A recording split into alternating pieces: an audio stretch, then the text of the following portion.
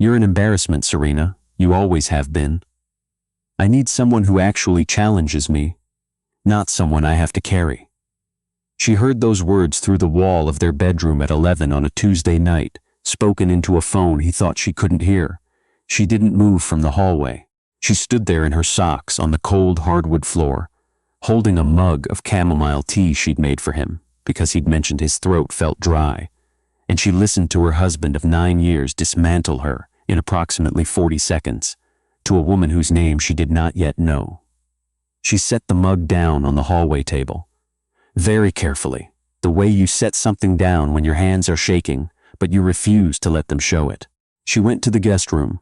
She lay in the dark with her eyes open, and she thought with a clarity that surprised her, "I have been disappearing for years, and I let it happen."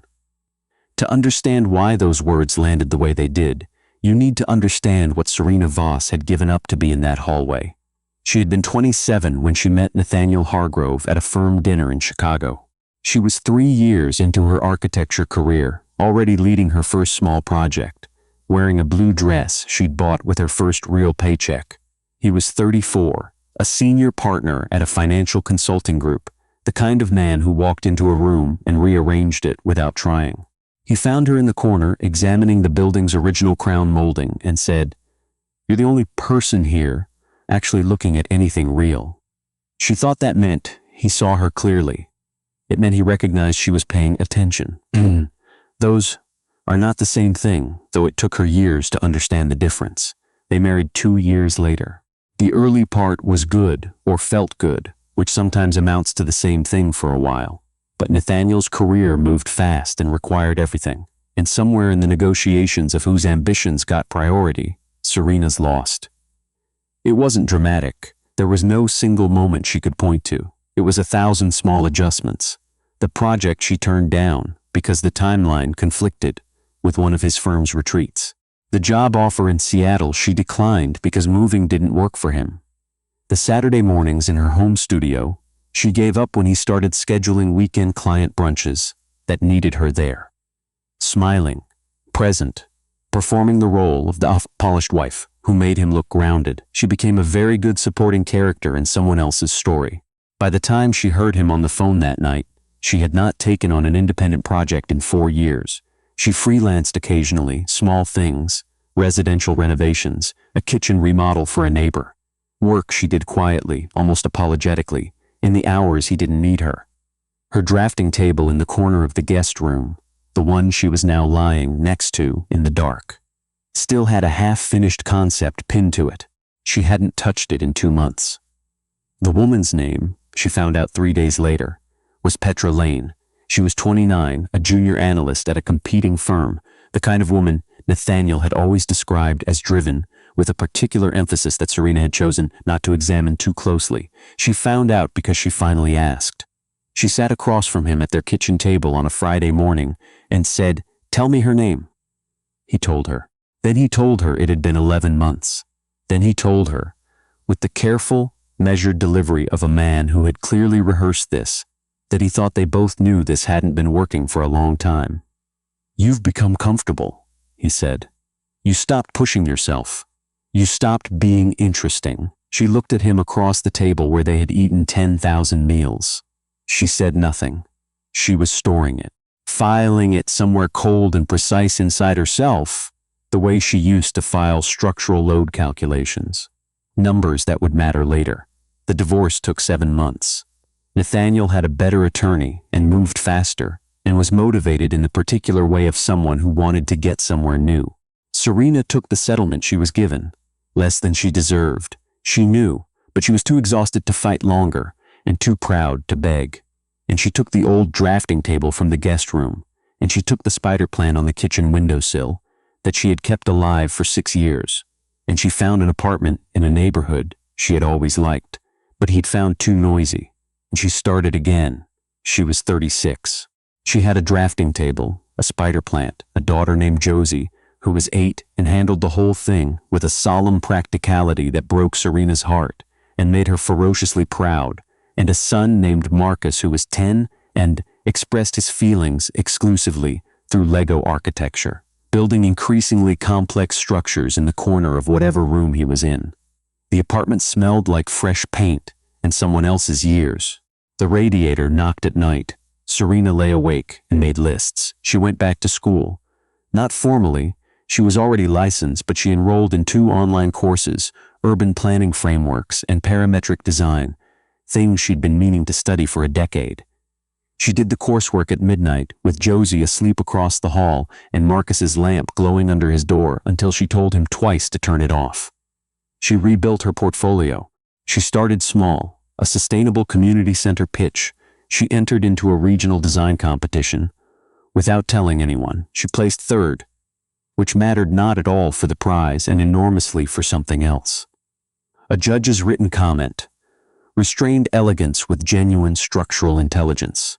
This designer is not trying to impress. She is trying to solve something. She pinned it next to the half-finished concept on her drafting table. She finished the concept. She started a practice. Not a firm, not yet. Just a name and a website and a willingness to answer every email. Voss Studio. She designed a community library branch in Evanston that won a regional AIA honor award. She designed a low-income housing renovation in Pilsen that got written up in a journal she'd read in graduate school. She designed a rooftop garden system for a school in Logan Square, and when she went to see it completed on a Tuesday afternoon in early October, with the children running between the raised beds and a teacher explaining something she couldn't hear but could see, she stood at the edge and felt something in her chest that she had not felt in a very long time. The feeling of having made something real. His name was Everett Shaw. He reached out through her website contact form, which she checked every morning with coffee she made too strong. The message was 3 sentences. His company, Grayline Development, was exploring a mixed-use sustainable development project in the South Loop, and someone had forwarded him her Pilsen work, and he wondered if she would be open to a conversation. She looked him up before she replied. Grayline wasn't what she expected. Everett Shaw had founded it at 31 after a decade in conventional real estate, and had spent the last 8 years building it into something genuinely different.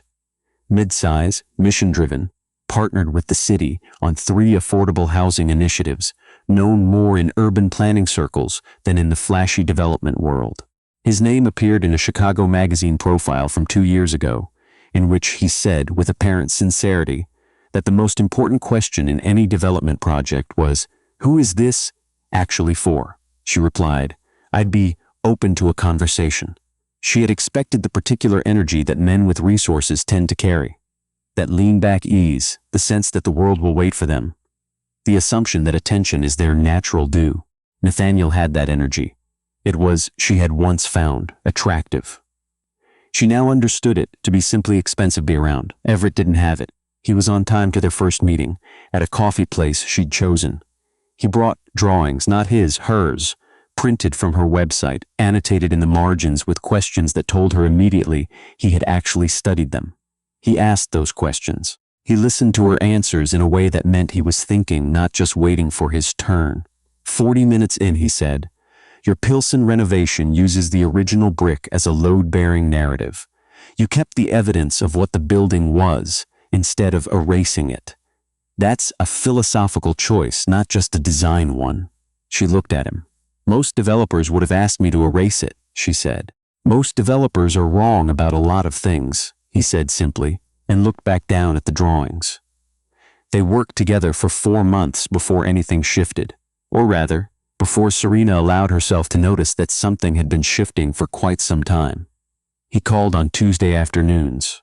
He asked about Josie's soccer games and Marcus's current Lego project by name, because she had mentioned them once, and he had apparently been paying attention. When she sent him a revised elevation at 11:30 at night with an apology for the hour, he replied in 4 minutes. "No apology necessary. This is better. The cantilever reads more honestly now." He never told her she was impressive the way men sometimes do, with a slight surprise in it. He simply treated her like someone whose opinion was the right one to have in the room. It was the most disorienting thing anyone had done to her in years. 6 weeks before the gala, Nathaniel's firm was hosting its annual industry celebration, a black tie event at a downtown hotel that everyone in their shared professional world attended. The invitation arrived in her email. She almost deleted it. She didn't know why she had even been included on the list until she realized Nathaniel had submitted the guest list from 3 years ago and no one had updated it. So, it was an accident, which meant it was also a choice she could make. She forwarded it to Everett with no context. He called her 12 minutes later. "Is this an invitation or a question?" he asked. "I don't know yet," she said, a pause. "I'll come with you," he said. "You shouldn't walk into that room alone. Not because you can't, you clearly can, but because you deserve to walk in with someone who knows who you actually are." She was quiet for a moment. "Everett, I know," he said. "I just mean it." But before the gala, he took her somewhere.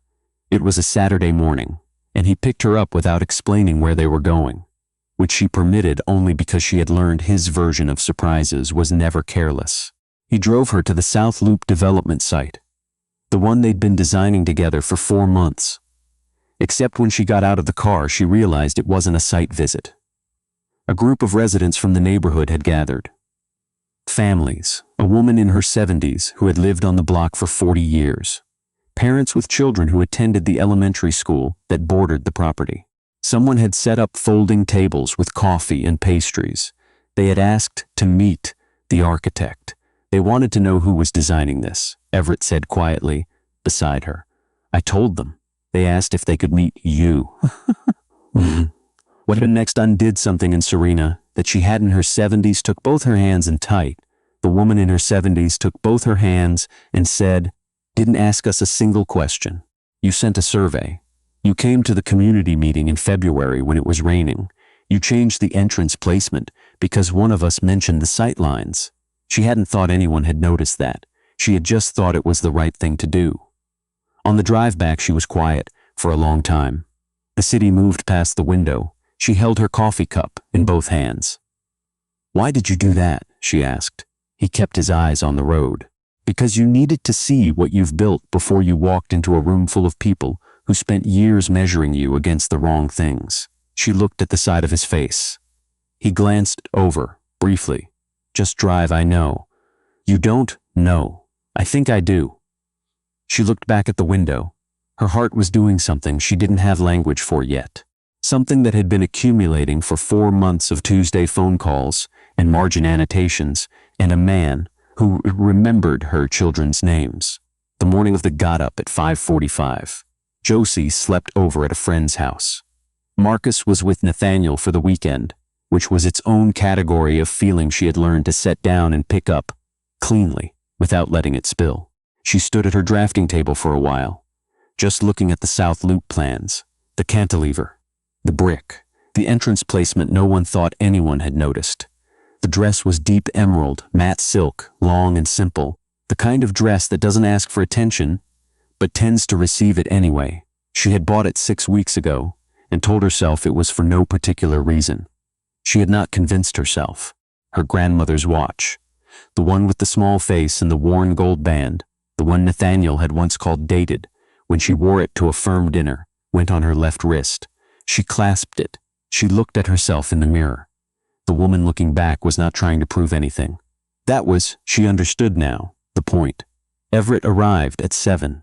She opened the door and he looked at her the way people look at things they've been waiting to say something about. He was in a charcoal suit, no tie, which Josie would have asked about, and Marcus would have approved of silently. "Serena," he said. "Just her name." "Don't," she said. "I'm already at capacity." He smiled, offered his arm. "Then let's go do this." The hotel ballroom was exactly what she remembered from the 3 years she had as Nathaniel Hargrove's wife. Tall windows, carefully lit, the particular smell of expensive events, the sound of 400 people performing their professional selves. She had always stood slightly behind him at these things, contributing to the atmosphere of his success. She walked in on Everett Shaw's arm, and the room rearranged itself.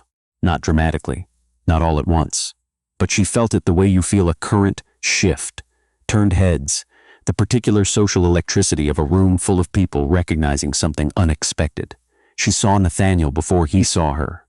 He was near the bar, doing the thing he did well, holding a glass and projecting ease, head tilted toward someone who was clearly enjoying his attention.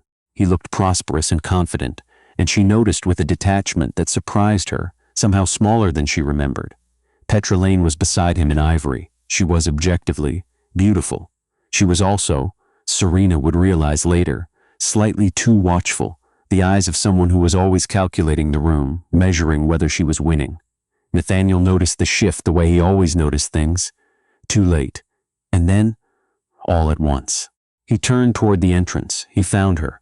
She watched it happen to his face in real time, and it was nothing like what she had imagined on the nights she had let herself imagine it. She had imagined, in her least generous moments, satisfaction. What she felt instead was something quieter.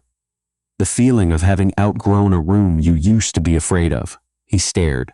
She watched him take in the dress, the watch, the man beside her, whose hand rested at the small of her back with the unhurried certainty of someone who belonged there.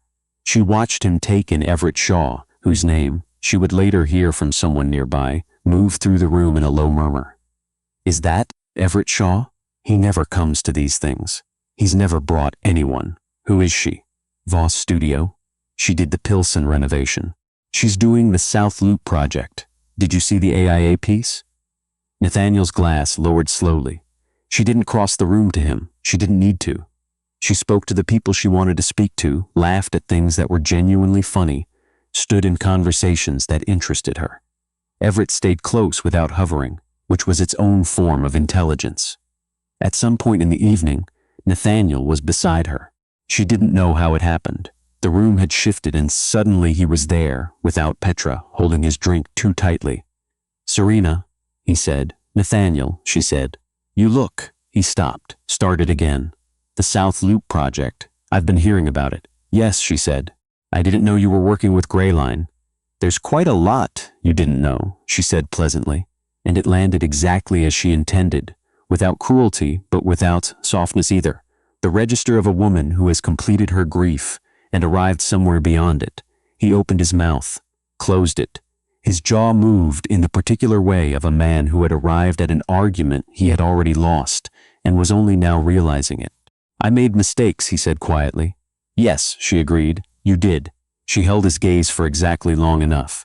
Then she turned back to her conversation. He did not try again. What she didn't know, what nobody in the room knew, was that the announcement would come that night.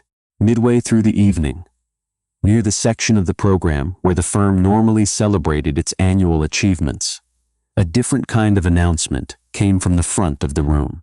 Firm partners, speaking in the clipped language of damage control, relaying news that had apparently been circling the financial industry for weeks and had now become unavoidable. A series of transactions within the firm's investment arm had been flagged in a regulatory review. The specifics were not disclosed to the Gala audience, but the tone was unmistakable. The words internal investigation and cooperation with federal oversight were used. The name mentioned in connection with the flagged accounts was not Nathaniel's, but the subsidiary that bore his signature approval was. The room went very quiet. Serena heard it from across the ballroom. She did not move toward it. She stood where she was, Everett's hand finding hers once briefly, and she understood that he understood, and that was enough. Nathaniel, from what she could see, went still in a way she had never seen him go still. The composure he wore like second skin, the thing she had once found reassuring and later found suffocating, cracked at the edges. The glass in his hand was not quite steady. Petra left the gala early, alone, with the careful face of a woman recalculating. The story moved fast after that, the way things do now. By the next morning, it was in 3 trade publications and 1 general audience finance newsletter. Nathaniel wasn't arrested. The transactions turned out to be negligence at scale rather than deliberate fraud, a distinction that mattered legally and not at all socially. His name was not going to recover in this industry for a very long time. The firm asked him to step back from client-facing roles while the review continued. He had been so certain of his own architecture, so certain it was solid. He hadn't checked the foundation in years. Serena found out the following week that she and Everett had won the South Loop commission. She was sitting at her drafting table at 7 in the morning with her 2 strong coffee when the email came, and she read it twice and then sat very still and listened to the radiator knock. Then she called Everett. He picked up on the second ring, a pause. "I know," he said. "I just wanted to hear you say it." She laughed. It came out a little unsteady and completely real. "Everett, so thank you," she said, "for the community meeting thing. And the Saturday." "And stop," he said quietly. "You built this. I just watched." "You didn't just watch," she said. "No," he agreed. "But you didn't need me to." The difference, she had come to understand, was everything. They took the children to see the site on a Sunday. Marcus asked approximately 15 questions about the cantilever and then went silent in the particular way that meant he was designing something in his head. Josie declared that her favorite part was the corner where two walls met at an unexpected angle, because it looks like it's thinking about something, which was the most precise architectural observation Serena had heard in months. Everett crouched down and explained to Josie, seriously and without condescension, exactly what that corner was doing structurally and why she was right. And Josie listened with the focused attention of someone being genuinely respected. Marcus drifted over, without acknowledging that he was doing so. By the end of the site visit, he was asking Everett about tensile load distribution. On the drive home, both children fell asleep in the back seat. Serena and Everett sat at a red light, the city going amber in the late afternoon. "They're remarkable," he said. "Josie has your eye," he said. "The way she looked at that corner, she was reading it the same way you read buildings." She looked at him. He was watching the light. "Don't say things like that," she said softly. "Why?" "Because then I can't pretend this is professional." The light changed. He didn't say anything for a moment. Then, "Good." The project broke ground the following spring. It took 18 months to complete. At the opening, the woman in her 70s from the block cut the ribbon, which had been Serena's suggestion, and Everett had made happen without fanfare or credit. Families from the neighborhood walked through the lobby and touched the exposed original brick Serena had specified, the layer of the building that told the truth about what the land had held before. A journalist from a design publication asked her how she would describe the project's central philosophy. She thought about it honestly. "It's about not erasing what came before," she said. "Not building over it like it didn't matter. Working with it until it becomes part of what comes next." The journalist wrote it down. The piece ran the following month with a photograph of Serena standing in the building she had designed. The brick behind her, the light from the corner, Josie had noticed falling at exactly the angle she had calculated. She sent the link to Marcus. He texted back a single word: "Iconic." She sent it to Josie, who called her immediately and said, "Mom, you look like an architect in a movie, but real." She sent it to no one else. She didn't need to. One evening, maybe a year after the opening, Serena stood at the kitchen window of the apartment she had made into something that was entirely, unapologetically hers. She had repainted the walls twice. The drafting table had migrated from the corner of the guest room to the center of the second bedroom, which was now her studio. The spider plant from the old kitchen windowsill had grown, improbably, into something that now needed its own shelf. Marcus was at the counter doing homework. Josie was on the living room floor explaining something about soccer tactics to Everett, who was listening with his full attention and asking clarifying questions she could hear were genuinely confused, which made Josie more confident and more thorough. Serena stood at the window and held her coffee cup in both hands and let herself feel it. Not triumph, not relief, not even vindication exactly. Though there was something in that neighborhood.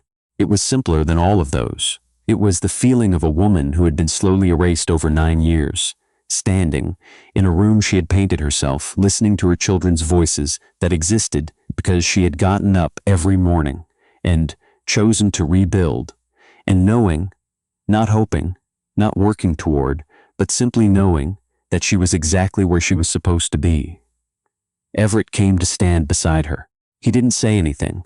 He just rested his hand on her shoulder, warm and unhurried, and they watched the last light go. She thought about the woman who had stood in a hallway in her socks, holding a mug of chamomile tea, listening to herself be reduced to a single word: comfortable. She found that woman with enormous tenderness. You weren't comfortable, she thought. You were just waiting for the right reason to leave. And you found it. And then you built something so solid and so true that no one who mattered ever had to ask if you belonged. That's the whole of it, really. Not the gala, not the commission, not even the man standing close enough to feel the warmth of. It's the spider plant that survived everything. It's Josie reading a corner of a building like it's thinking. It's Marcus in tensile load distribution at a construction site on a Sunday. It's the Tuesday morning coffee and the emails sent too late. And the drafting table moved to the center of the room where it always should have been. Some things take longer than they should to find their place. They find it.